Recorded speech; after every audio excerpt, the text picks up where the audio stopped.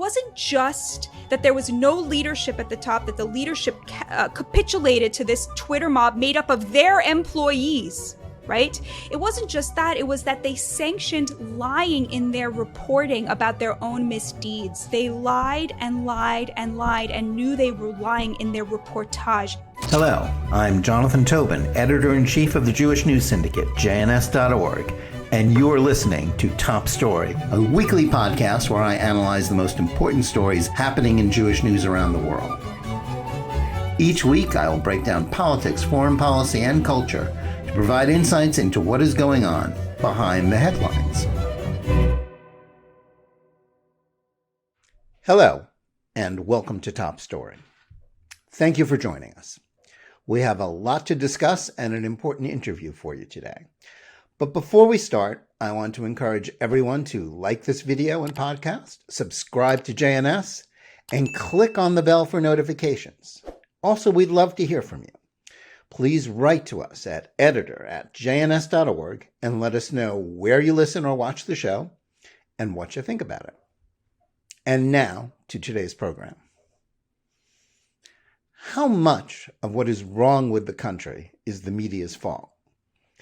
Much of the deep division between left and right, with increasingly little room left in the center, is driven by the fact that most of us only read, listen, and watch news outlets that confirm our pre-existing biases, shunning even and decrying those that do not. To some extent, this is a matter of publications and broadcast outlets simply giving people what they want.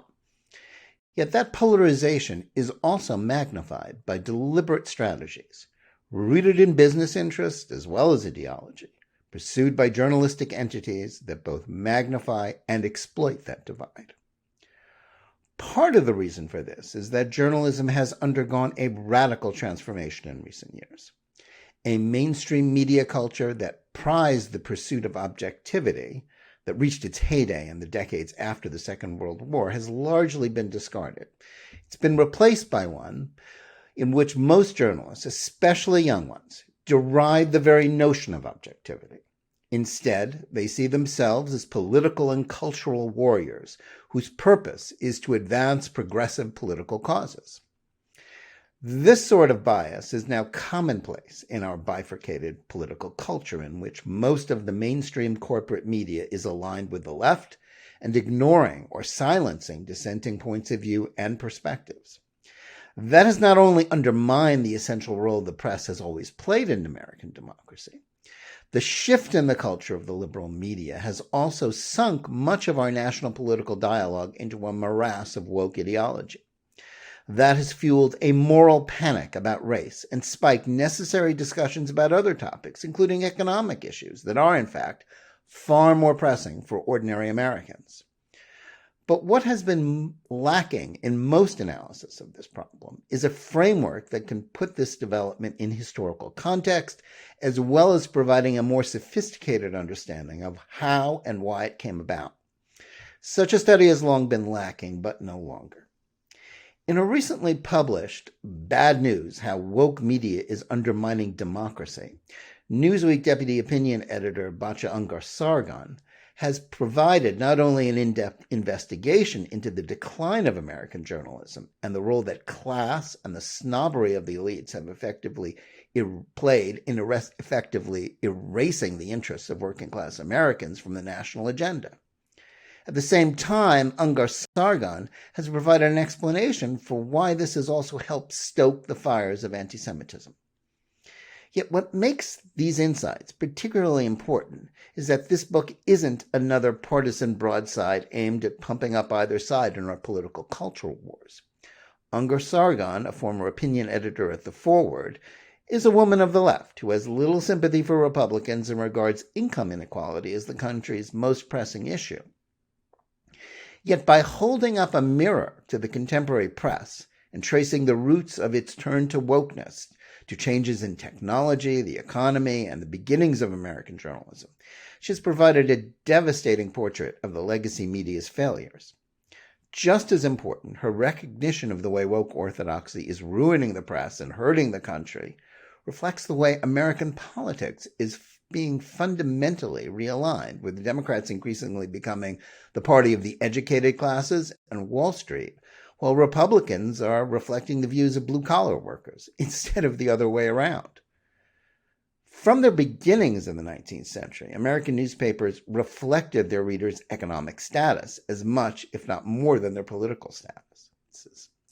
That's still true today and was reflected in the conduct as well as the coverage of publications like the New York Times, which totally surrendered to the woke mob in its newsroom during the Black Lives Matter riots and the aftermath of the death of George Floyd in 2020. But what needs to be understood about this is that the willingness of this institution to cater to both its woke staff and leftist readers was a function of both business interests and the culture of journalism. The decline of print journalism and the shift to the internet killed many newspapers, but the Times thrived because, like its 19th century ancestors, it realized that the way to profit from this change was to cater to a specific niche who were willing to pay for digital subscriptions. Studies have shown that 91% of the Times readers are liberals. Thus, it made sense for it to only publish news and opinion that made those readers comfortable and reinforced their own illusions about their superiority to the deplorables of the working classes who largely voted for Donald Trump. As Ungar-Sargon shows, this was also reflected in the way mainstream media outlets reported the news. In papers like the Times and the Washington Post, crises that afflicted poorer readers, like the opioid epidemic, received little coverage. By contrast, they went overboard with stories about race, even in an era in which Americans are far less racist than before, and, of course, anything negative about Trump, such as the Russia collusion hoax. As she points out, there is no contradiction between the Times style magazine having a picture of a communist activist and race huckster like Angela Cover on its front cover, as it did in recent years, while an ad for a Cartier watch is advertised on its back cover. This was not only a matter of appealing to liberal audiences, it was also made possible because most journalists themselves were different from their predecessors. Up until fairly recently, most members of the press were the products of working-class backgrounds and not graduates of elite universities. But by the 21st century, those joining top mainstream journalism outlets became almost exclusively filled with such graduates, and more likely than not, coming from upper-middle-class and wealthy families. The focus on race and the acceptance of woke ideological constructs like critical race theory and intersectionality that young journalists have embraced was exemplified by the Times 1619 project that falsified American history in order to present a view of the United States as not merely having a flawed past, but as an irredeemably racist nation. These theories aren't motivated by a desire for greater equality, as, for example, 19th century papers that reflected their working class readers' views did. CRT and intersectionality oppose equality since it sees race as a permanent and insuperable barrier between people. What Ungar-Sargon points out is that this allows elites to ignore economic inequality and transforms economic guilt into racial guilt. Obsessing over a problem that can't be solved, like race, also allows their affluent to keep their status and to think it's a function of their own superior virtue. She points out that one of the great ironies of our age is the way the left is perpetuating inequality and undermining democracy, all the while claiming to be defending them. In this way, the working class, which, like Trump, was erased by the racial moral panic. But as she also notes in a case study, it also accounts for the way the same liberal elites in journalism have allowed critical race theory, which grants a permission slip for hatred of Jews as beneficiaries of supposed white privilege, to mainstream anti-Semitism. While not all readers will agree with all of Ungar-Sargon's conclusions, the picture she paints of a smug mainstream press staffed by well-off members of the educated classes is a disturbing one that explains a great deal about what is wrong with journalism and also America in the 21st century. She hopes that this can be corrected by consumers of the news starving the people making money off their emotions of their rage. and to seek to understand those with different points of view, and to carve out non-political spaces in our lives. But so long as major media outlets are not only exacerbating our divisions, but profiting from them, that's not likely to happen. And now to our interview. We're pleased to have with us today the author of Bad News, Batya Ungar-Sargon. She's the deputy opinion editor of Newsweek, and before that, the opinion editor at The Forward. Batya Ungar-Sargon, welcome to Talk Story. Thank you so much for having me. I'm very honored to be here. Well, it's our pleasure. Batya, I want to start by asking you first, tell us how you came to write your book, Bad News. I find it particularly interesting that someone who is, largely identified with the political left, both in a sort of a secular and Jewish context, came to write a book that focused so clearly on the way mainstream journalism, which is largely dominated by the left, is failing and what impact it's having on our politics and culture. How did you come to do this? Well, first of all, I think the premise, I maybe probably dispute the premise. It's kind of like a Nixon going to China thing. Like, who better to notice the problems than somebody who's sort of mired in the culture, right? Exactly. Well, I think all of us would prefer to, if you're on the right, you prefer to criticize the right in right-wing, outlets and the left in left-wing outlets. So yeah, I think it makes sense. Yeah, I mean, like any idiot can notice the problems on the other side, right? Like there's no trick in doing that. Mm-hmm. It doesn't take any courage. It doesn't take any particular insight. Everybody you disagree with is wrong and evil, right? Like, I mean, I don't really think that, but that is, and that leads us right into the whole issue with journalism today. Exactly. So, I mean, the serious answer is that this is actually not the book that I initially set out to write. I had noticed that Americans were a lot less polarized than our media and our politicians wanted us to believe. You hear this narrative over and over that we've never been so polarized, we've never been so divided. And I knew, like, for example, from, the Frum community that, when Trump first ran for office, he only got 55% of the Orthodox vote, which meant that, across the nation, there were Shabbos tables where people were pro and anti-Trump, including my own, including my parents, just this robust debate, and people were not afraid of having that debate. And I started to travel a lot and notice that, in non-Jewish contexts, this was the case as well. Like as soon as you got out of New York City and San Francisco and these, Washington, D.C., polarization sort of receded to the background, especially among working class Americans and middle class Americans who are not making money off of this polarization narrative. So I wanted to write a book about how we're a lot less polarized than we think. And I couldn't sell it because nobody in the elites is interested in that story.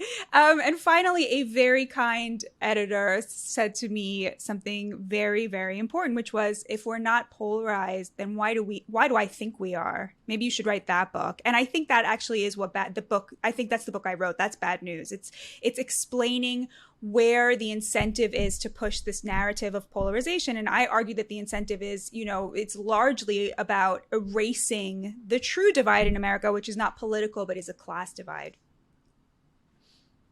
Yeah. I think one of the great things about the book, and I should first say, what you say about polarization between sort of 2016 and maybe now, it's reflected in some of my own experiences. Back in 2016, I started to do a sort of traveling debate show with J.J. Goldberg, former editor of The Forward and an old friend of mine.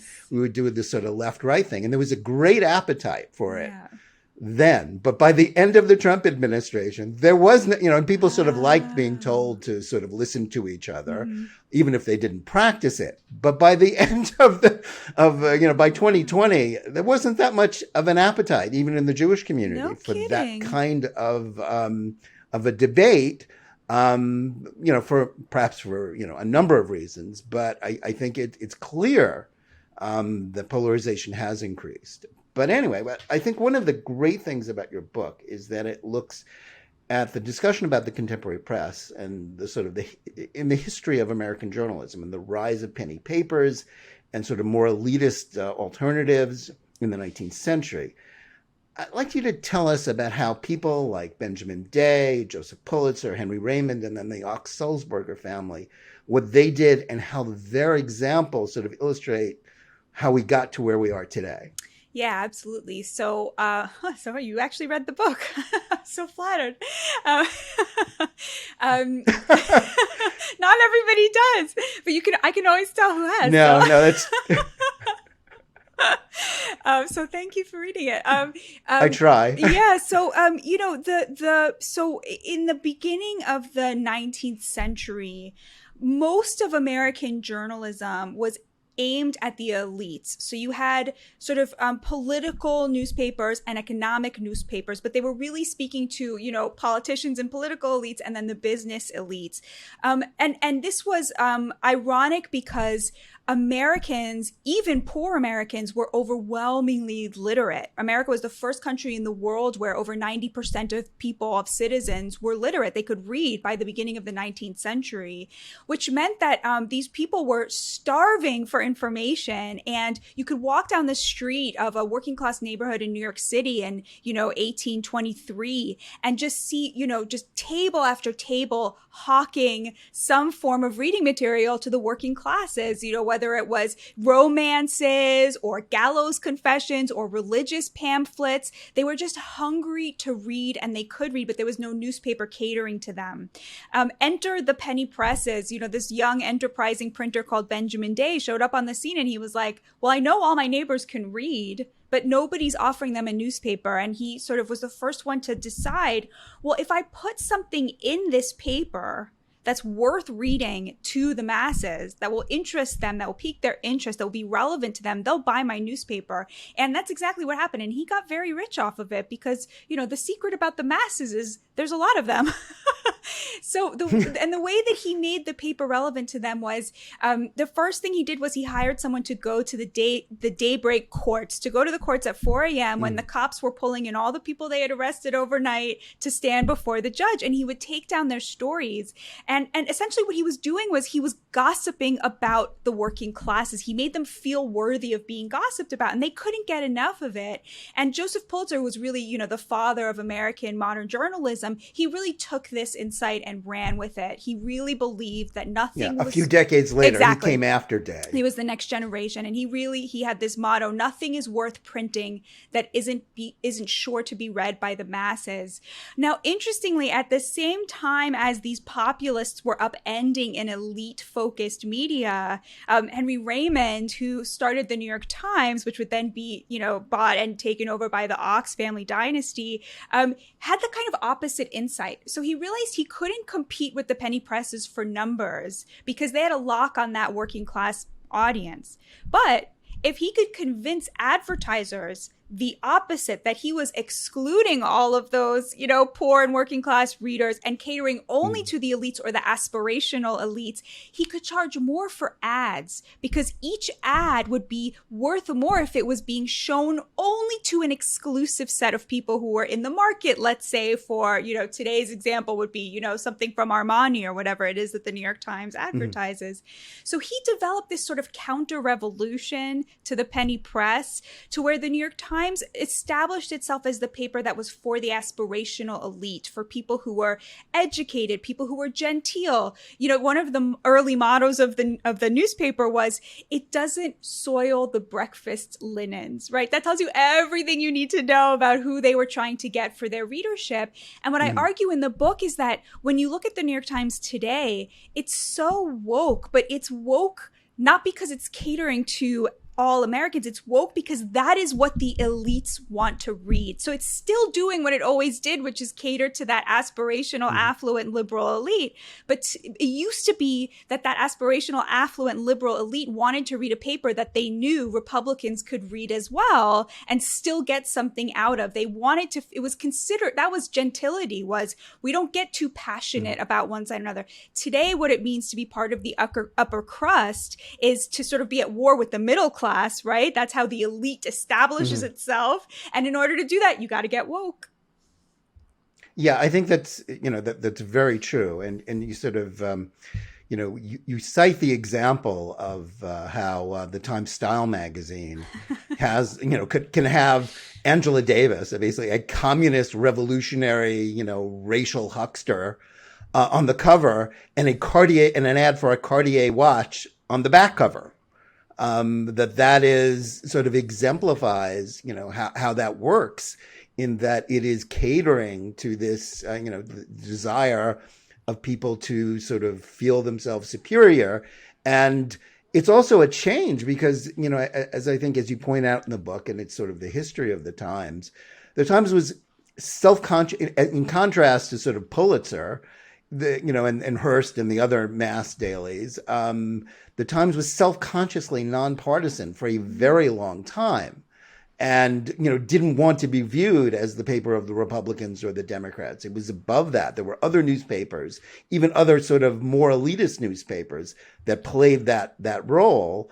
But the Times changed to become more partisan because it was, number one, it reflected the culture of the people who were making up the Times, but also the culture of the people who read it.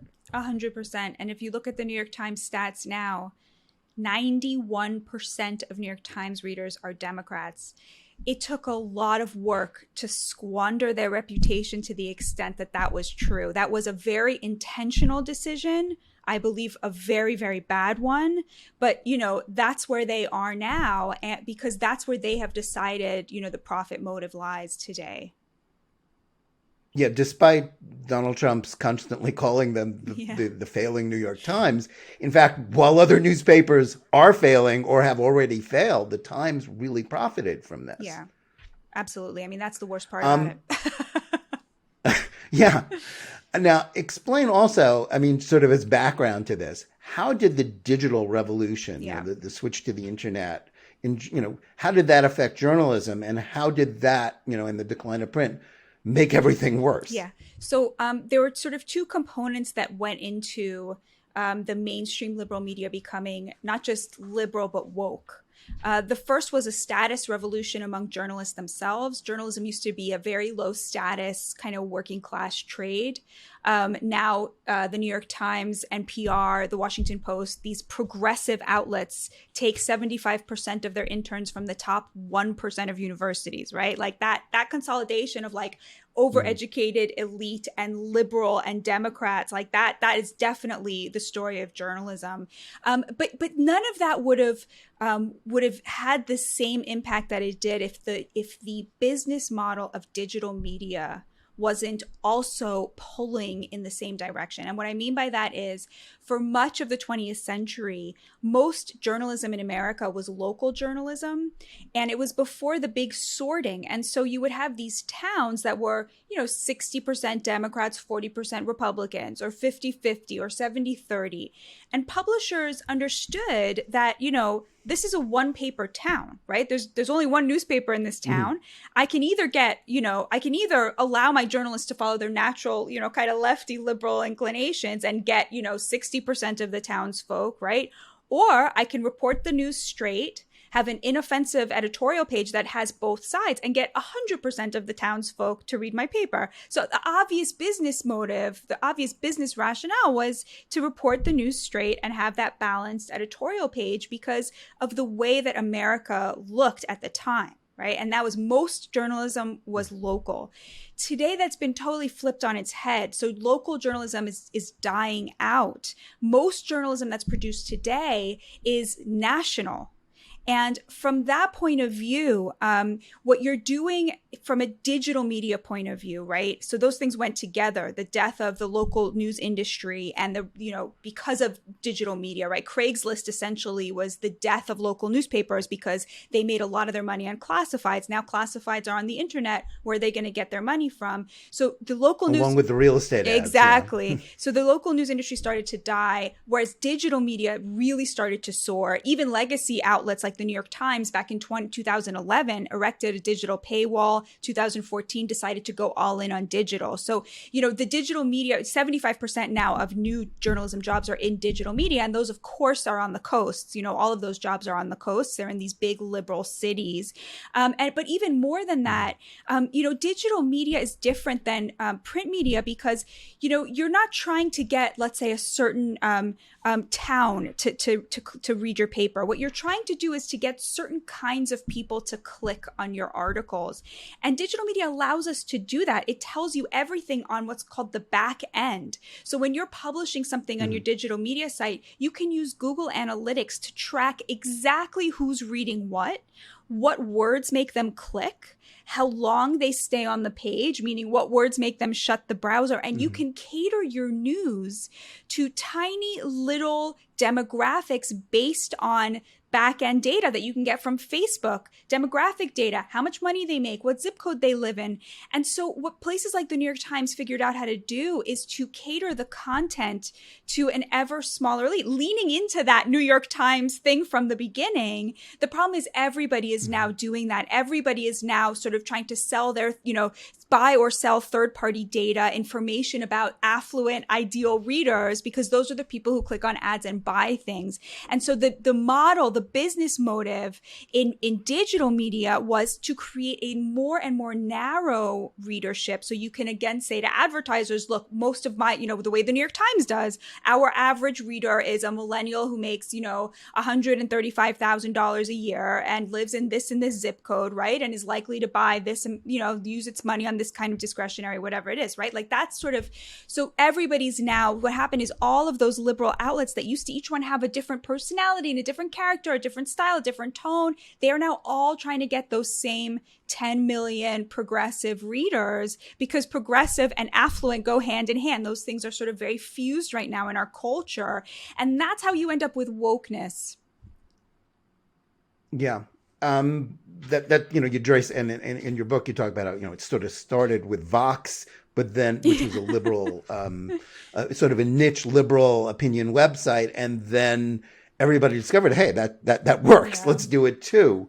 But when you talk about, what you call the great awakening in the press and sort of the moral panic about race that the press has fueled, how did this come about? That an ideology like critical race theory and intersectionality, which sort of used to be confined to, sort of the fever swamps of the far left or just the academy, how did that take over how did that take over at least sort of mainstream corporate journalism? There are conservative alternatives, but, we're talking, in your book concentrates on how the sort of the legacy press operates. How did that happen that this ideology sort of, reigns supreme there now?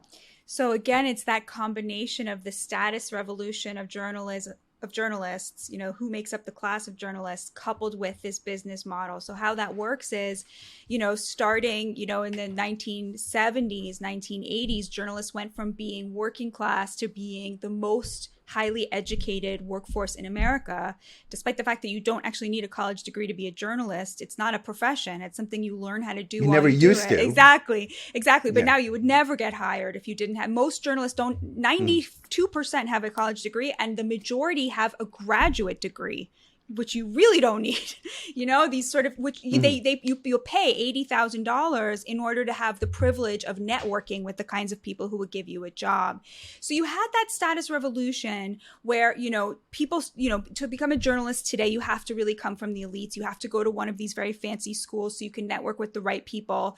What do they teach them in these fancy schools? They teach them critical race theory. So you had this like generational overhaul to where it used to be like your average journalist was somebody from like a small town who hadn't gone to college, or at least worked for somebody who hadn't gone to college. Now your average journalist has been to like Princeton or University of Chicago or UC Berkeley or Harvard, and they're bringing with them all of that, critical race malarkey into the newsroom with them.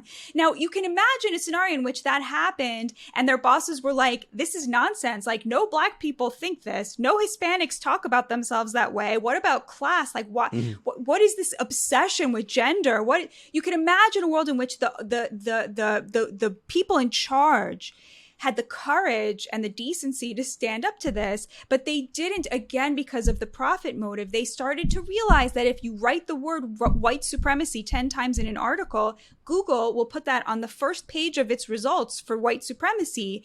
And the more they did that, and this is not just like, we've all noticed it, but sociologists have tracked this happening in real time, how starting in 2011, which is not incidentally the year the New York Times erected its paywall, Words like white supremacy, slavery, KKK, marginalization, the word marginalization next to the phrase people of color to establish a neural pathway that people of color have no agency, right?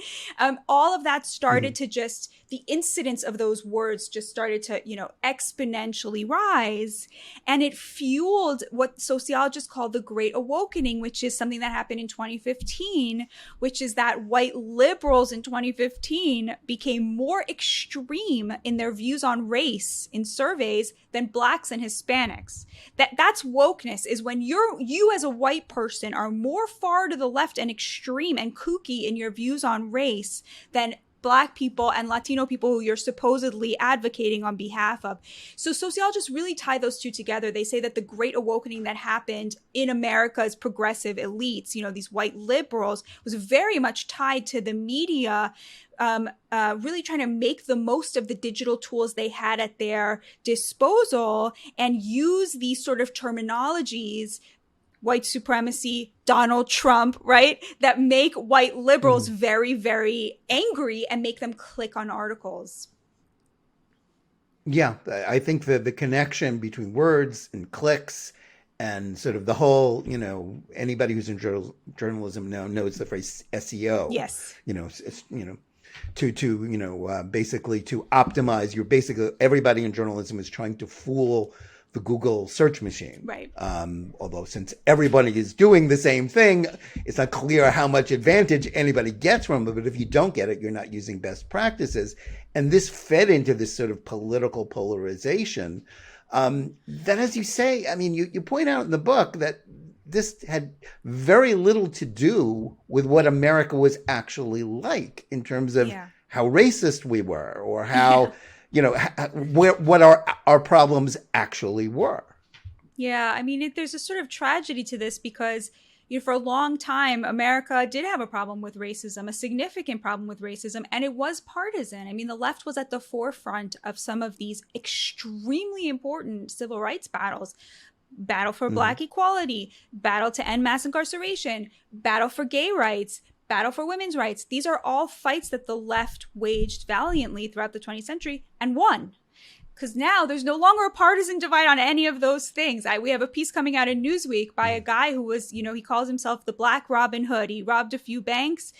Joe Biden's crime bill put him in prison. And guess who let him out of prison? Yeah, Donald Trump. Donald J. Trump with this First Step Act that, by the way, there was a total taboo on discussing in the liberal media because they didn't want to admit that 5,000 Black men who had been put in prison by Joe Biden were released by Donald Trump, by Uncle Donald, right? So, there's just no longer a partisan divide about how important it is to combat police brutality against Blacks, how important it is for women to be able to make choices and to have equal protections in the workplace. Gay rights is I could be wrong about this, but it seems likely to me that the Senate is going to pass a gay rights protection bill with, 10 senators from the Republican Party and 59 Congress people from the Republican Party already voted for it in the House. We're not divided over these issues anymore. So what's the left to do, right? It won all of these issues. Well, you could imagine a world in which they said, you know what? This is so amazing. We're finally becoming the country that God intended this to be and that our founding fathers believed we might be one day. And how amazing is that? Let's, celebrate and start tackling like the remaining problems, the class divide, income inequality, whatever, what have you. No, what they did was they moved the goalpost. So if the goalpost used to be Dr. King's vision, we want to live in a colorblind society, that's now considered racist, right? Dr. King's vision is now racist. No, it's racist to want to live in a colorblind society. They moved the goalpost to a place where it's not just that it's, this obsession with race, right? We have to re-racialize everything. If you're not every minute fighting racism, you're not being an anti-racist, right? You're contributing to it. This is crazy. But so why? Why did they move it there? And I think Tom Wolfe really got this right in Radical Chic, where he argued that, for the elite to reproduce itself, it really has to show its distance from the middle class, right? Because otherwise, how do you know they're elites, right? And the way that they do that is by developing these ideas that sound crazy to normal middle class people, wanting to live in a colorblind society, like wanting to live in a world where everybody has dignity, which includes acknowledging that there's a difference between men and women so we can ensure that people have, the dignity. No, now there's no difference between men and women and you're a bigot if you think that there is. This is all about like class reproduction. Like it's to show we are the elites because we stand against like the lame bourgeois values that like, any Republican now knows, right? That you shouldn't treat minorities worse. And I think that really, that mentality explains so much about why the liberal leftist elite right now stands in such a opposition to things like the American dream. They believe America is like, uniquely evil. Maybe Israel's the only place in the world that's worse, right? That's what they believe, right? And they believe, why they take the side of criminals instead of the side of their victims, why they take the side of homeless people instead of the working class neighborhoods they're terrorizing, right? This is all about, reproducing their distance from, minority middle class Americans who all they want is a fair shot at the American dream. But the leftist elites have totally, they don't believe in the American dream anymore. Every Republican believes in that, right? Like we have to show our distance from that middle class value. Yeah, I think this was really perfectly illustrated. There was a film clip that I think you shared on Twitter along with lots of other people of a woman who had been stalked she was a woman of color, I might add, who had been stalked by a neighbor and who shot into her home, basically threatening her life and that of her children. And she called the police, and the police got into a fracas and I think ultimately killed the guy who had been stalking and threatening her. And then there was a demonstration outside of her home by white liberals, by white leftists, about police brutality. And this woman came out and said, wait a minute, you don't understand what happened here. And they were like, no, you don't understand.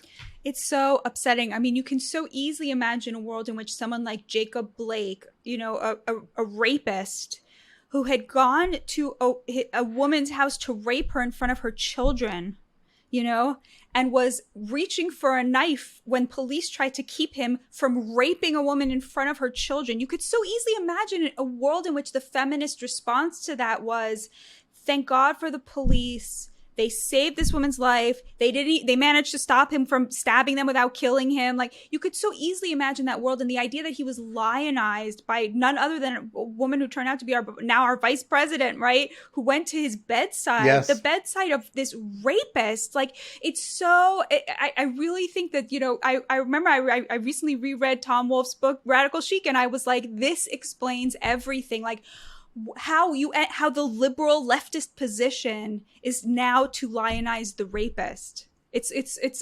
crazy. It's fundamentally illiberal, and it's also sort of counterintuitive in terms of the causes that supposedly, we were all in favor of. I mean, you would think feminists would be, crying as they do of Supreme Court judges, basically string them up, but instead that person became a hero because he was a person of color who was, injured by police in the course of doing their duty in a justified shooting, but that didn't matter because of the moral panic. Yeah. In your book, you focus a lot on the Times, and I think that's not inappropriate because the Times has sort of outsized influence in our politics, in our culture, and you tell the story. And not the first time yours is, maybe the 100th version of the story of what happened at the Times in 2020, after the Black Lives Matter movement arose after the death of George Floyd, and there were riots in cities, and the, opinion editors at the Times had the idea of, let's have somebody with a different point of view. And they invited Senator Tom Cotton, a conservative Republican, to write a piece saying why, the troops should be called out to quell the riots if the police were unable to control them. As it turned out, the police, the riots were quelled anyway. But this turned into this sort of quintessential example of what's wrong with the press, what's wrong with the Times, and how sort of everything changed. Yeah. Oh God, what an awful story. And so I, in case your listeners aren't familiar with it, exactly like you said, they invited Senator Tom Cotton to write an op-ed about, they had already run 3 op-eds and an editorial about why, Trump should not invoke the Insurrection Act. So they were on the lookout, like good op-ed editors are supposed to do, for a countervailing point of view, challenge the readers, challenge ourselves, represent the full breadth of legitimate opinion relevant to American society. And Senator Cotton wrote an op-ed that was very measured and, by the way, reflected the views of 60% of Americans who felt that, yes, this is totally appropriate, including, by the way, 38% of Black Americans said yes to the same poll. And actually, an even more extreme version, Senator Cotton only argued that if the police are unable to quell violent looters and rioters, then they should send in the troops. Whereas the poll asked Americans, should we send in the troops full stop? 38% of Blacks said yes. 60% of Americans said yeah. I think 58% of Americans said yes, right? So this point of view that like the majority of Americans believed, including, 40% of Black Americans. And but this was just the New York Times's, their workforce, their journalistic workforce was unable to bear the fact that this existed. And so they waged war on their own employers on Twitter and got, at the end, 2 people were fired, 2 people were demoted, 2 people left by the end of it. To me, the worst part of this story, though, is how Adam Rubenstein was treated. The most junior member of the opinion team, his name was leaked to his colleagues by somebody who then leaked it and started a total witch hunt for the most junior person on the team, while all of his superiors, scared to lose their jobs, did not stand up and say the truth, which was that 8 editors had worked on this piece. They let his name be hung out there like a piece of red meat for these hyenas. And the abuse was like, it didn't stop. And it turned anti-Semitic right away. I remember watching it, immediately turned anti-Semitic just because his last name sounds Jewish. Like no other reason, it was appalling. And this was the worst part, was the New York Times wrote an article about this in which they lied and lied and lied and knew they were lying in their reportage. So it wasn't just that there was no leadership at the top, that the leadership capitulated to this Twitter mob made up of their employees. Right? It wasn't just that. It was that they sanctioned lying in their reporting about their own misdeeds.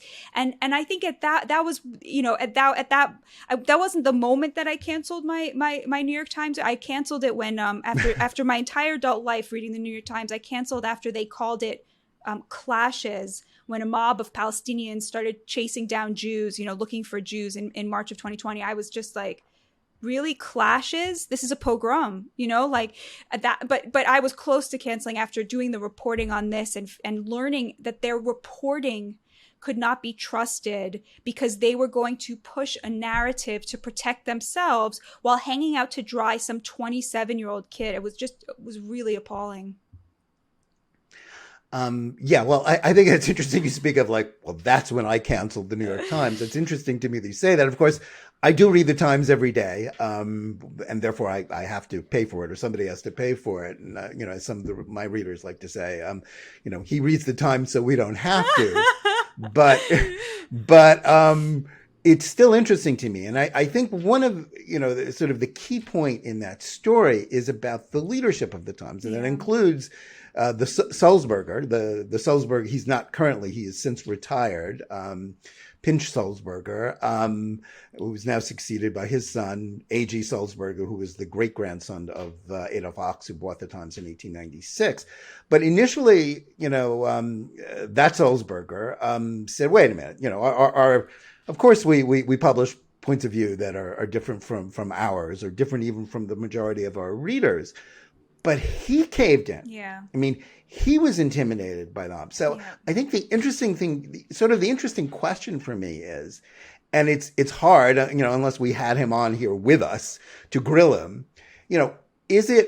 was it mostly economics? And certainly economics plays an awful big part of this whole story about how the Times and other publications have switched in this way, and sort of this sort of elite snobbery and sort of how it all connects together, as you write.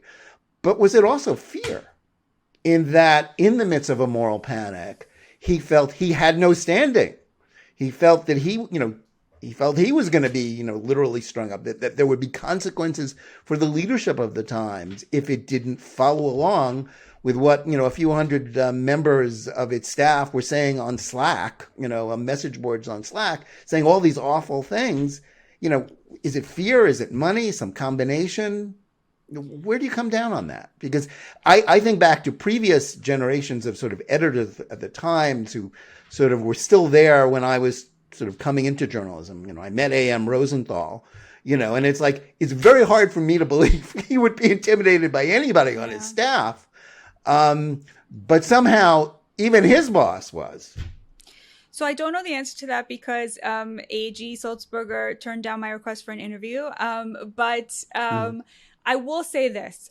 In 2014, the New York Times had a very bad year. They laid off about 100 people from the newsroom. And A.G. was still just an employee of the Times at that time. And he was tasked with coming up with what came to be known as the Times Innovation Report, which was, a plan for the future, how to become a digital first publication.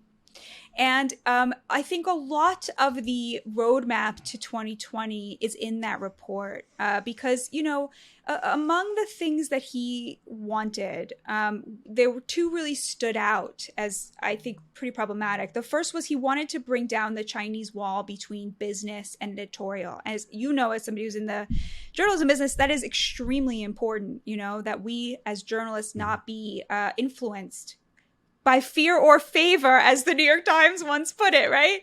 Right. But when you are saying to journalists themselves, members of the newsroom, editors and reporters, that it is your job as well to grow the newsroom, to grow the readership, right? That is putting a kind of business rationale and pressure on their reporting.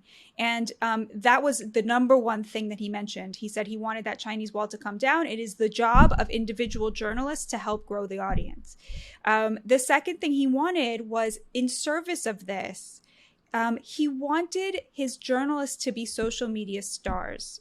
That's the language from the report, that they should be encouraging them to go out there to grow huge, massive Twitter followings, and to become stars. And that should be rewarded.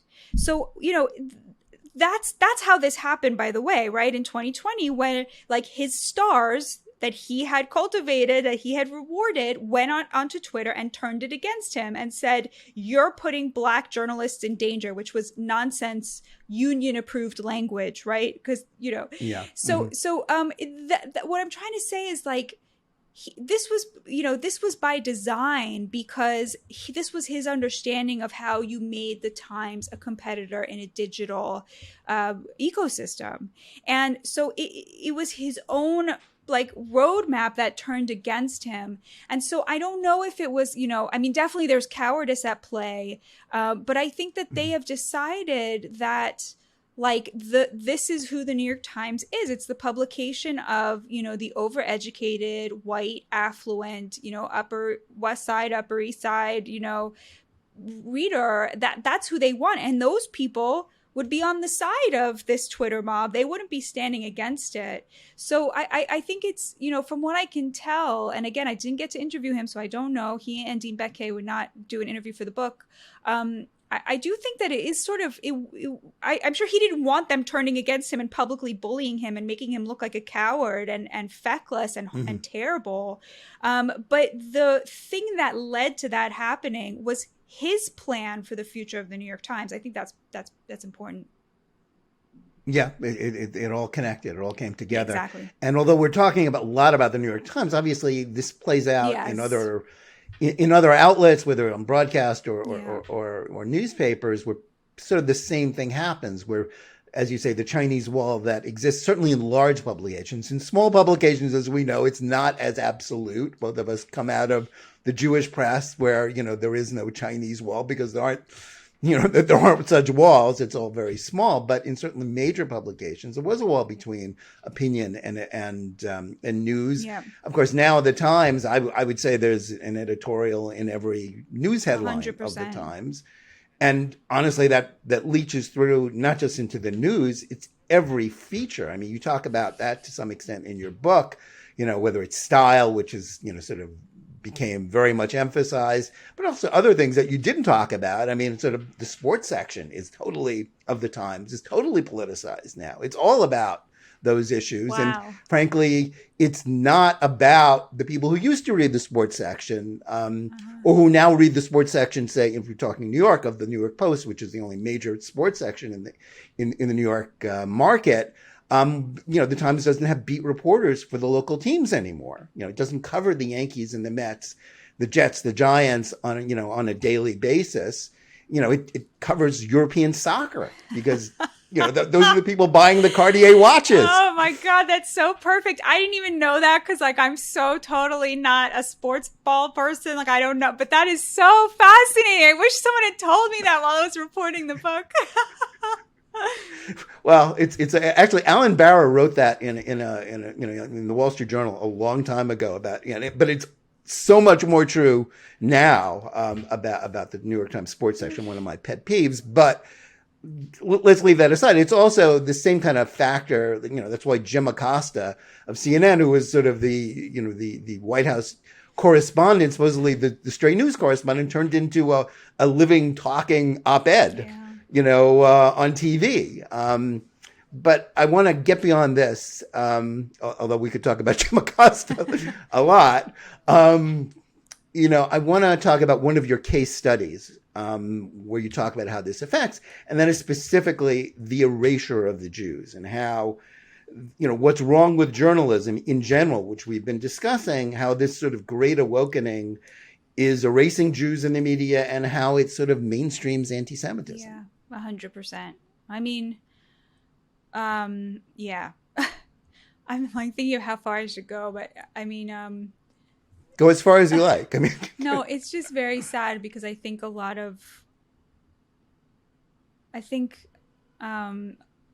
could say this because we're in Mishpacha here, but I think a lot of liberal Jews are in the demographic that is perpetuating a lot of this stuff. It's very hard to see. There's I don't know if you feel this way, but it feels like there's a big a crisis of moral authority in the liberal Jewish community right now.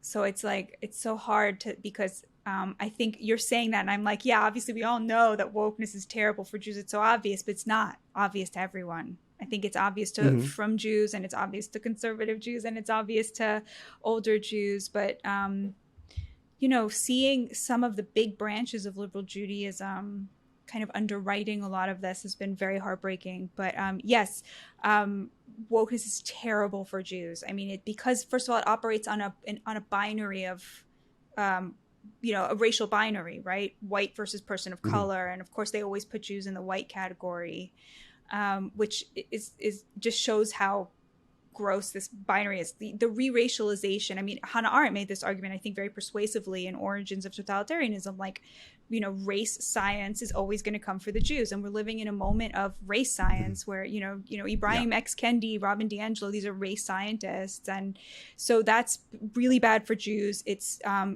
you see this with the conversation around Israel. It's funny because on the one hand, the New York Times has always been woke when it comes to Jews. It's always been terrible about Jews. It buried the Holocaust. It's always been deeply ambivalent about talking about Jews as a nation, the way that, the Palestinians refuse to do because of what it implies, right? The New York Times has always been there. But, it's obviously... Well, it was there for different reasons, though, exactly, 100 years ago. Exactly. As you explore, as other authors, who have delved into this issue, Adolf Ochs was very self-conscious about his about being Jewish.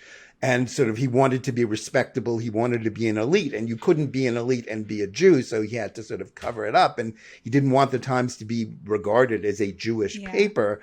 So of course, Jewish interests, whether it was pogroms, in post World War I Europe, or even the Holocaust, had to be downplayed. And certainly he was an opponent of Zionism and then of the state of Israel. Yeah. But now it's something different. Now it's the way that critical race theory, because as you've just pointed out, it classifies Jews as white, Israel as white, even though the majority of the Israeli Jews are people of color by their definitions, people who define these things, that it is by definition an oppressor. And this gives a permission slip for anti-Semitism. And I keep trying to, like, the way I try to explain it to people is like, when you call Israel an apartheid, like when you compare the struggle Israel has with the Palestinians, to apartheid or to the Black struggle for equality in America, it's so disgusting because you're essentially comparing Dr. King's totally nonviolent,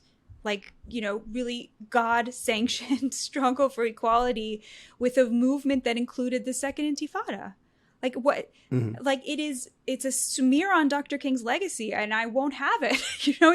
It's so disgusting. But that thing where that move where the whites have all the power, or the perceived whites have all the power, they are the oppressors, and the people who have slightly darker skin, although as you say in Israel it's not even the case, are the oppressed and have zero agency.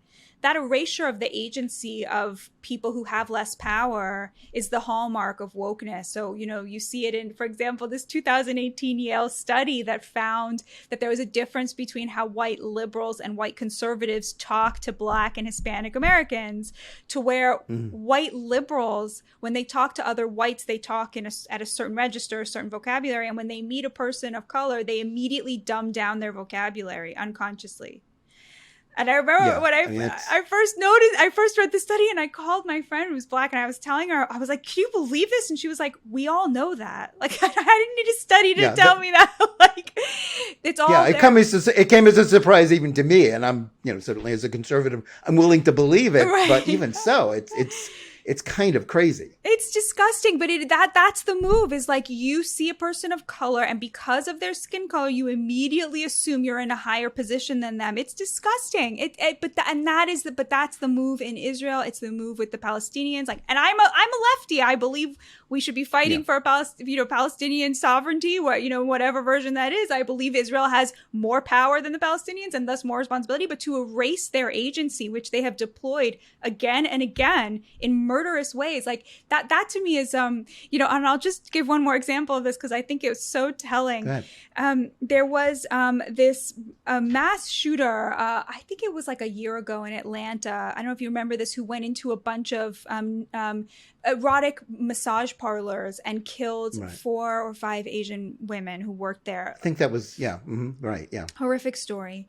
And the police interviewed him. They caught him. I think he confessed. And they said, was this racially motivated? And he said it wasn't. He belonged to a cult that was anti-sex. And he kept going to these massage parlors. He couldn't stop himself from going. And so he felt that he had to kill them to erase the temptation. Now, obviously horrific. Hope he goes to jail for life. But that clearly was not racially motivated. I mean, it was like, so the police gave a press conference, and they said, we asked him if it was racially motivated. He said, no, it was about this sex cult that he belonged to, or anti-sex cult that he belonged to. And the left on Twitter went crazy. They were like, and you believe him? Why would you believe him? And it was like, he had already admitted to murder. But in their mind, it had to be about race. In their mind, it had to be about race. Being a racist is worse than being a murderer, because he would admit to being a murderer, but he would never admit to being a racist. And that was where you really saw, in their mind, being racist is worse than being a murderer. And I think that explains so much, explains their approach to crime, why they're always supporting putting these criminals back in these Black neighborhoods where they kill and they rape and they carjack and they hurt children over and over again, because it's worse to be racist than it is to be a murderer. I mean, that's sort of like at the core of the new left, and it's pretty appalling. Yeah. I guess I'm also curious, sort of go back to where we started about why you wrote the book, when you said, well, of course, it's my job to criticize my side of the spectrum. And I think that's fair. And occasionally all of us have to do that. What has been the reaction to your book from fellow liberals, people on the left, people with whom you may, agree or vote the same way? How has it been received? Well, I'm very popular on the right these days, I have to say, which I think is great, because I could go and talk about economic issues, and I have a platform now to talk to the people who disagree with me on these things. And if I'm good enough, maybe convince somebody, one or two people. But I thought I would be, of course, there are people who, say, oh, she's a conservative now. I don't care, because I don't think being a conservative is bad. I don't think that's an insult. I don't see myself as a conservative, but, I think for the left to say that caring about class is conservative is to cede the fight. I mean, right? It's to throw the fight for their opponents, right? If they're saying now, oh, only right wingers care about class, can you imagine? I mean, Karl Marx must be rolling over in his grave, right? So I don't really pay much attention to it. I was interviewed by a number of liberal and left wing outlets, and more I'm seeing the ideas in the book. I'm hearing echoes of them in liberal discourse. So I take that as a win. And I don't mind being the one who has to absorb the abuse for this stuff to make its way into the mainstream, as long as people talk about what I care about. Well, that's encouraging. I mean, you say in your conclusion that what you want is for audiences to starve, the people who are making money off their rage, to starve them of their rage. And, you call for carving out, non-political spaces in people's lives. And I think that's, that's an entirely righteous wish. But we also live in a time when politics now plays the role that religion used to play for most people in their lives. And where politics has become religion. I mean, one of my favorite statistics talk about how the statistics about how people's attitudes towards intermarriage, racial or religious, the vast majority of Americans have no problem with it, but they would oppose their children marrying someone from a different political party, which, tells you everything you need to know about 2022 America. So in that atmosphere, and with, sort of those ruling elites so firmly in charge and sort of in these mainstream legacy outlets, how does this change? Because people just seems to be digging in. I mean, there seems to be less room in the middle. And basically everybody's either on the left or the right. The parties have, the parties have bifurcated.